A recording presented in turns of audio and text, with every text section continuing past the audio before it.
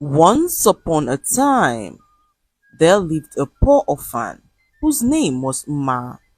She was extremely beautiful and lived on the streets, moving from one place to the other begging to make a living. Ma lost her parents in a car accident 10 years ago. She was only 6 at the time, and for all these years, she wandered the streets, sleeping under bridges and street lamps. She took on several menial jobs just to get by, but something happened that made Ma decide that she was no longer safe on the streets. It was a calm night like any other, and Ma met an old woman who offered her some food. She had not eaten a decent meal all day and was so grateful to the old woman for being so kind to her. She sat in the corner and devoured the food like her life depended on it. It was so delicious, and Uma could not help but keep eating, despite knowing that her stomach was full. She had no idea when next she would see food again. Talk more of a food this delicious. So Ma stuffed her stomach with the food, and by the time she was done, her eyes were so dizzy and heavy. She dragged herself to the usual corner where she slept and drifted into a very deep sleep. Her body relaxed like a log of wood as she let nature run its course. A few hours later, Uma woke up to find herself in a shrine, tied up with other young girls her age, who were all unconscious on the floor. Her eyes opened in shock as the juju man walked in and met her awake. Impossible, he said as he pointed at her, revealing that the spirit had rejected her. He ordered that she be set free, and Uma was immediately released. She ran as fast as her legs could carry her inside the forest. Uma had never been this terrified in her entire life. She weaved her way through the dark forest and arrived a lonely road. Ma had no idea where she was. She walked down the lonely road alone, barefoot, hungry and scared. Her clothes were torn from crawling through thorns, and her eyes darted at every rustling leaf. But she kept walking. Something told her that if she stopped, something worse than the shrine would happen to her. Just before the break of dawn, she saw lights ahead, a quiet part of the city that she had never seen before. Big display windows, mannequins in glamorous clothes, designer shops that smelled of money and power. Ma was so flabbergasted. As she stood outside one of the boutiques, trying to catch her breath, a tall, beautiful woman stepped out of the store and met with her. "You like the dresses?" she asked Ma, who smiled and nodded her head. The woman smiled back and asked Ma to follow her into the boutique. Ma gently followed the woman and was led to the changing room. She stood there stunned as the woman brought out a beautiful dress and handed to her. "Go take a shower inside and come put on the dress," she said to Uma, who rushed into the shower excitedly to take her bath. Once she was done, she slipped into the dress and her eyes sparkled at how beautiful she looked. "You're just perfect," the woman said as she clapped her hand above her head. Ma stood there confused as she wondered why she did that. Before she could understand what was happening, a huge man came out from the door behind the store and pricked a needle in her neck. Ma slumped as the man took her to the coffin in the back room and laid her inside. She stayed in the coffin for over 10 hours. She woke up finally to find herself behind the show glass of the boutique, her body stiff like a mannequin. She was alive, but the world could only see a mannequin, a lifelike mannequin whose purpose was to attract buyers to the store. It was then that Uma realized that the other mannequins in the boutique were also alive. Some had been there for months, others for years. All of them were girls who once walked freely, now trapped behind glass windows, cursed in complete silence. Their eyes held pain, but their faces were frozen in flawless smiles. Ma wanted to scream, but her lips would not move. Her neck couldn't turn. She was stuck, posed with one hand on her hip and the other dangling beside her. The golden dress she wore shimmered under the boutique lights. She was the new showstopper, the new addition to the lineup of mannequins which stood on the show glass of Madame Cadeau's boutique. Every morning, the boutique opened and rich women came in to shop.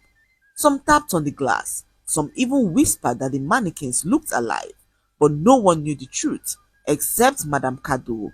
At night, when the last light went off and the boutique went dark, the curse loosened just enough for the mannequins to whisper amongst themselves. That was when Uma heard the first voice. New girl, a voice said faintly beside her. Don't fight the curse. It only tightens when you struggle.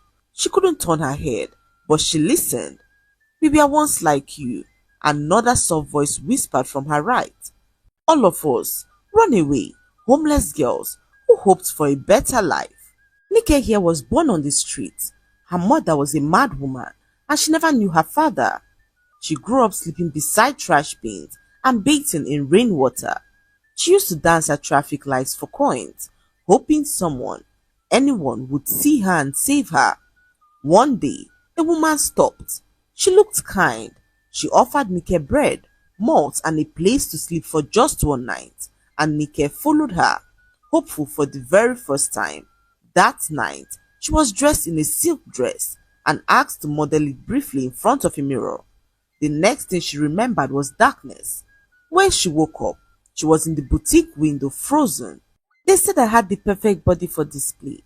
Nike whispered bitterly, but I would have given anything just to be seen as a human, not a decoration. Beside Nike stood Ifoma. Her voice was quiet and slow.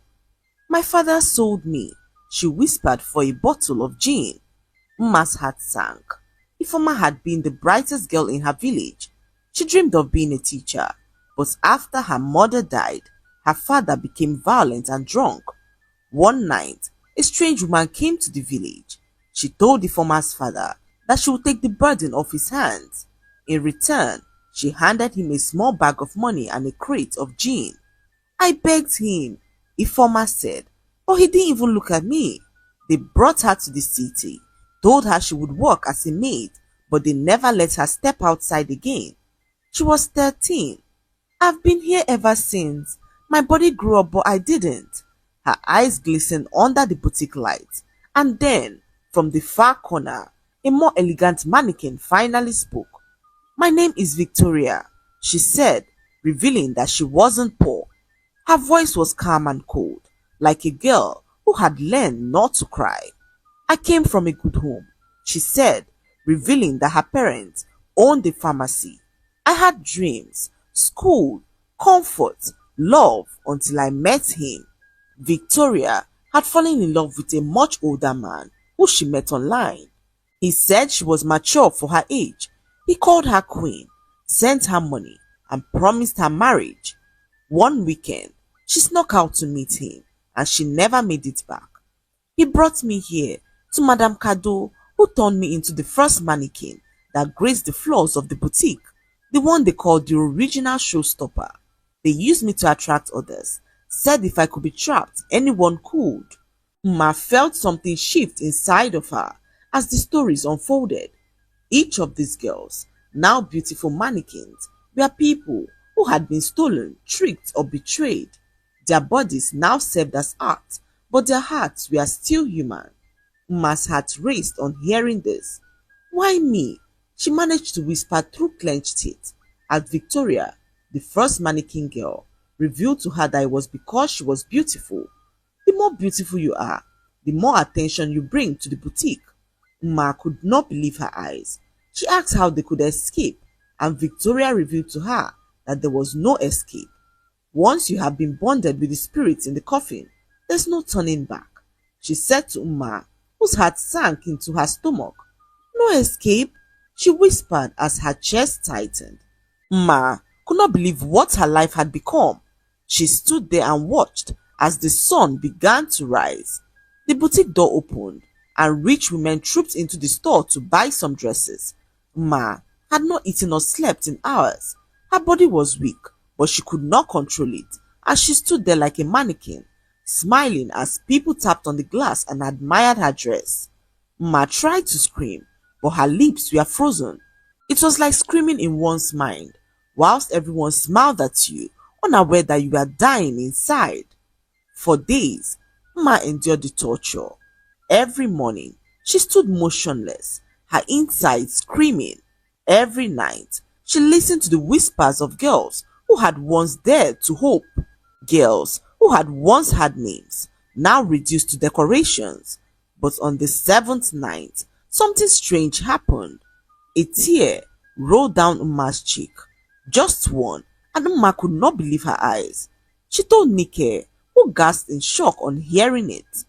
We have been trying for months to cry, to get people's attention, but none of us have been able to do so. She said to Uma, who she told that the curse was weakening in her. Victoria, who was stationed at the end of the show glass, began to speak, saying that the coffin did not claim Uma properly. That's why your eyes can still weep. You're the only one whose soul wasn't fully sealed, she said to Uma, who did not respond. She stood there frozen as her heart beat loudly in her chest. That night, while the other mannequins grumbled and complained about their situation, Uma felt something else move. Her index finger twitched for the very first time in days, and Uma could not believe how happy she felt to feel her finger move. She spent hours focusing all her energy on the finger as a sudden warmth began to course through the other fingers. They now moved, and Uma knew that there was hope for her to move again. Morning came, and Uma stood there like nothing happened. People stopped by to admire the dress in the mannequin, when one of them noticed that her hands were moving. It's alive! The young woman screamed at the top of her voice, pointing at Uma, who continued to move her hands for the others to see. Soon, the boutique was surrounded by people who pressed their faces to the glass, gasping, whispering, filming with their phones. She moved again. Someone shouted, "Look, her fingers! She's pointing at something! No, she's crying! My God, she's crying!" They all said, as indeed, fresh tears streamed down from Uma's cheeks, cutting clean lines through the makeup painted onto her mannequin-like face. Her fingers twitched and flexed, trembling as the people all trooped into the boutique to find answers. Madame Kado smiled at them and explained that Uma was a special mannequin she imported from China. She can move and cry, and that's what makes her special, she said to the angry people, who at first hesitated as they glanced at her confused. Special technology, Madame Kado added with a smirk on her face. She cost me a fortune. Crying mannequins are the latest trend now in China, she said as the crowd relaxed and apologized to her for the intrusion. Uma's heart sank to realize that the people bought the lie. She had thought that for a moment, freedom was near and that someone would break the glass and set them free from bondage. But instead, they laughed and took pictures of her, all smiles but in pain. Only her hands could move as her entire body, including her lips, remained frozen with a forced smile. That evening, long after the boutique had closed, Madame Kado sat in her office as she drank a glass of wine. Her face was calm, but her eyes burned with anger. How could I have missed it? She asked herself as she called in her bodyguard, who was stationed in the back room. The same man who pricked Uma with a needle the other day. He walked into her office and Madame Kado ordered him to take Uma off the show glass. Move her to the back room now, before she opens her mouth, before she brings the whole city down on us, she said to the man, who nodded and left. A few minutes later, Uma was lifted off the glass stand. She tried to scream, fight, but her entire body remained stiff. All she could do was pinch the man with her fingers that moved, but that too did not make any difference as the man lifted her and took her away. The other mannequins stood there helpless and horrified. Where are they taking her? Nike whispered as their hearts began to race. The huge man took Uma to the back room and lay down on the hard metal table.